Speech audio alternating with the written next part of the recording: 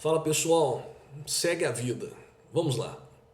Com relação ao regime de preclusão, há pouco falado, ao contrário de outros países, como por exemplo a Itália, o Brasil ele adotou um regime rígido de preclusão. Preclusão pode ser considerado, pode ser conceituado como a perda, como a extinção, como a consumação da oportunidade da parte praticar um ato no curso do processo, em decorrência de uma série de circunstâncias. A preclusão ela não pode ser confundida nem com a prescrição e nem com a decadência, que são institutos próprios do direito material. Como que nós poderíamos enxergar a preclusão? A preclusão ela deve ser enxergada por nós em seu caráter essencialmente positivo.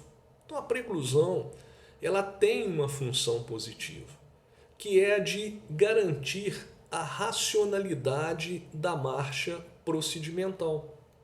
A preclusão ela tem a função de garantir a regularidade da tramitação do processo, porque ela impede que as partes, por exemplo, lancem manifestações no processo que sejam próprias de fases que já foram superadas.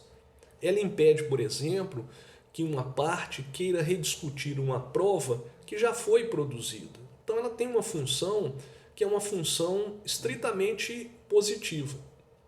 Com relação às consequências da preclusão, eu poderia dizer para os senhores, nesse momento, que elas vão variar de acordo com o ato a ser praticado e de acordo com a posição que a parte ocupa na relação jurídica processual. Não se apavorem, eu forneço exemplos para que vocês possam compreender melhor a questão. Por exemplo, para o autor que necessita provar as suas alegações, prestem muita atenção, através da produção de uma prova pericial, se o juiz deferir a perícia, determinar que ele faça o pagamento, antecipe o pagamento dos honorários periciais, e se o autor não realizar o depósito desses honorários, o que vai ocorrer?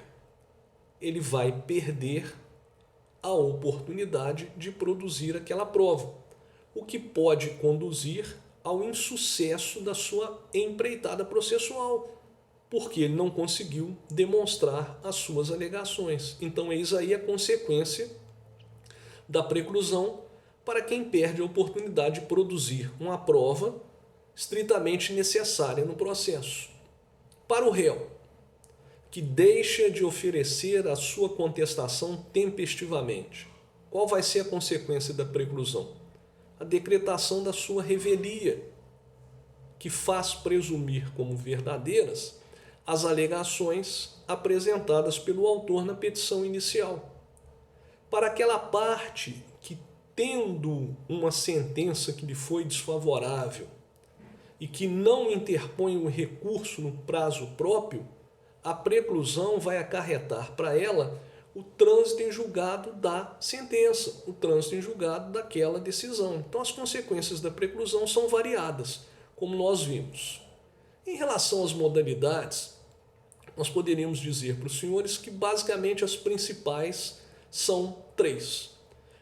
A possibilidade de se recorrer de uma decisão judicial, ela pode precluir pela perda do prazo próprio para a interposição, pela perda do prazo próprio para a prática do ato processual, ou pelo fato do ato processual ter sido praticado após o vencimento do prazo.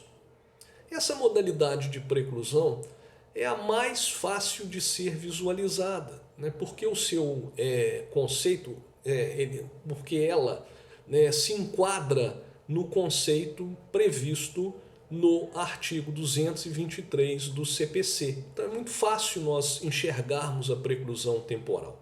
né, a parte perdeu a oportunidade de praticar o ato porque não observou o prazo assinalado para essa prática.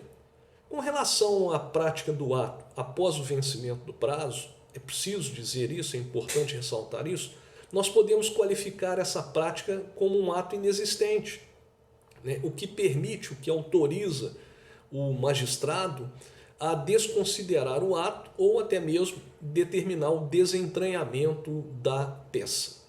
Então, como exemplo de preclusão temporal, eu posso citar aquela parte que, tendo 15 dias para interpor um recurso de apelação contra a sentença do juiz que lhe foi desfavorável, ela interpõe o recurso de apelação, não é, no 20º dia do prazo, após ser cientificada sobre o conteúdo da sentença. Daqui a alguns instantes nós continuamos e enfrentaremos as outras modalidades de preclusão. Até breve.